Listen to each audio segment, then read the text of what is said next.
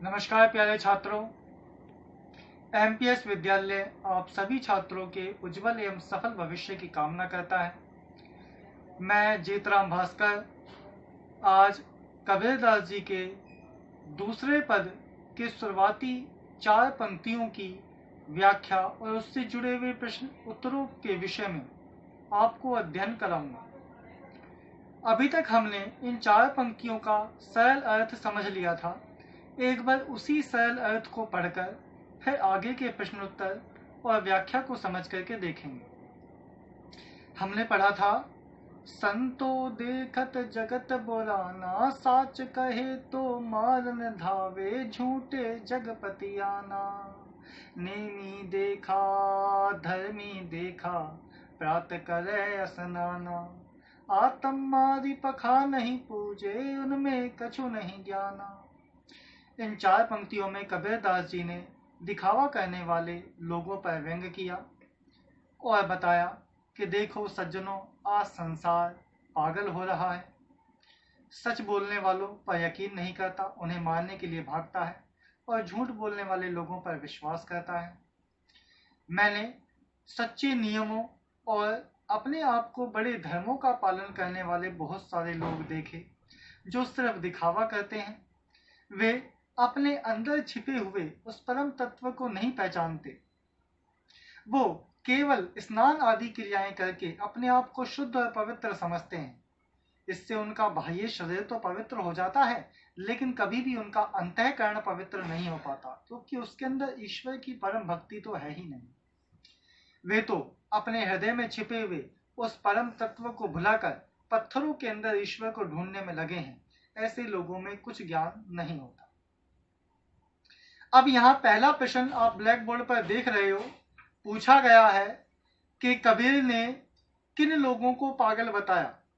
कबीर ने संसार को पागल क्यों बताया?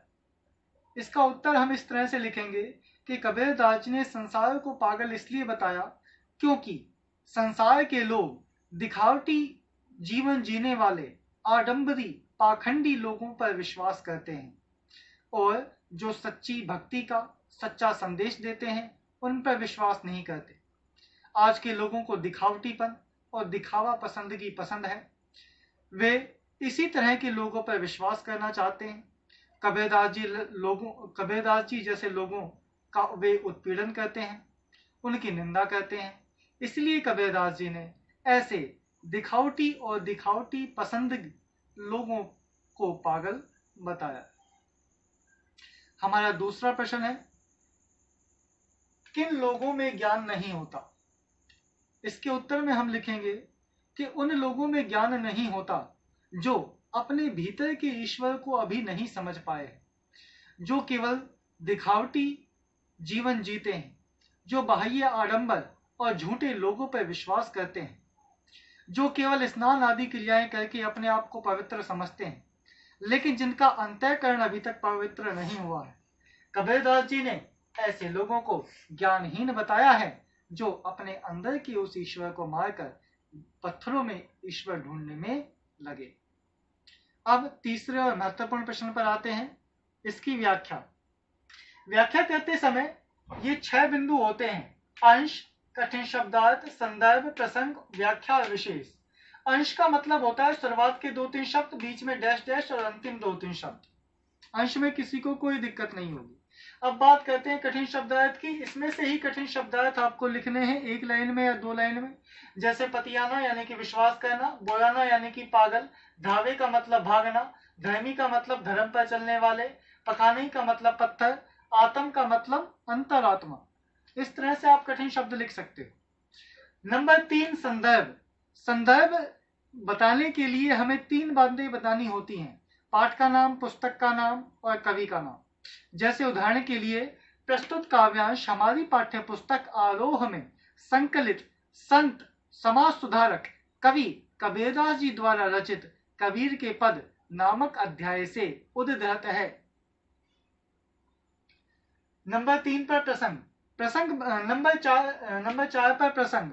और प्रसंग बताने के लिए हमें बताना है कि इस पूरे काव्यांश में कौन सी एक मूल बात है। इस पूरे काव्यांश में जो एक मूल बात है वो यह है कि कबीरदास जी ने जो बाह्य आडंबरों को पसंद करने वाले लोग हैं, ऐसे लोगों पर व्यंग किया है।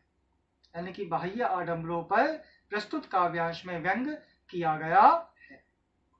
यह इसका प्रसंग होगा। अब बात करते हैं व्याख्या की। व्याख्या इसके अर्थ को 1.5 गुना या से 2 गुना शब्दों में, 2.5 गुना शब्दों में हमें व्यक्त करना है।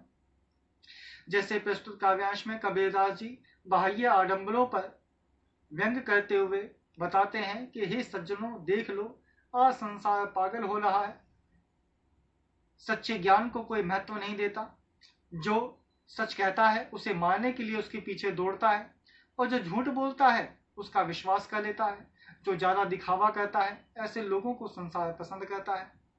कबीरदास जी कहते हैं कि मैंने धर्म के पालन करने वाले और नियमों के पाबंद बहुत सारे व्यक्ति देखे। वे स्नान आदि क्रियाएं करके अपने आप को पवित्र समझ लेते हैं, लेकिन कभी भी उनकी अंतरात्मा पवित्र नहीं हो पाती, क्योंकि वो सच्ची भक्ति और सच्चे ज्ञान से अभी बहुत दूर है। वे काम, क्रोध, लोभ, मोह आदि दुर्गुणों से भरे हुए। कबीरदास जी कहते हैं कि वे अपने अंदर छिपे हुए उस ईश्वर को नहीं पहचानते और बाहर पत्थरों में ईश्वर को ढूंढते फिरते हैं। ऐसे लोगों में किसी भी प्रकार का ज्ञान नहीं होता। इसके बाद विशेष पर आ जाइए। विशेष में आप भाषा संबंधी तत्व बता सकते हो। जैसे प्रस्तुत काव्यांश में साधुकड़ी भाषा का प्रयोग किया गया है। आप छंद बता सकते हो। जैसे प्रस्तुत काव्यांश में मुक्तक गेय पद का प्रयोग किया गया है।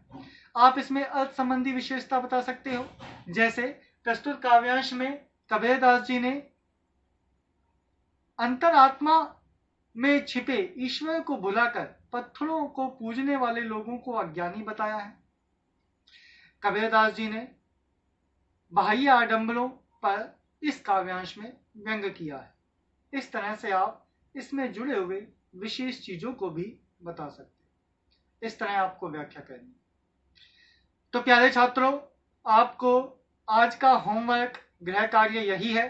इन दोनों प्रश्नों को आपको हल करना है और व्याख्या अपनी कॉपी में नोट करनी है। यदि कुछ भी नहीं समझ में आता है तो फिर आप मुझसे पूछ सकते हैं। आप सभी रोजाना समय निकाल करके अध्ययन अवश्य करें। अगर आप अभी अध्ययन नहीं करोगे तो धीरे धीरे आप अध्ययन से दूर होते जाओगे और धीरे धीरे आप अपनी पुरानी पढ़ाई को भी भूल जाओगे। इसलिए भले कम करें, लेकिन रोजाना अध्ययन से जुड़े रहें। आप सभी स्वस्थ रहें, प्रसन्न रहें। आपकी उज्जवल और सफल भविष्य की एमपीएस विद्यालय कामना करता है। धन्यवाद।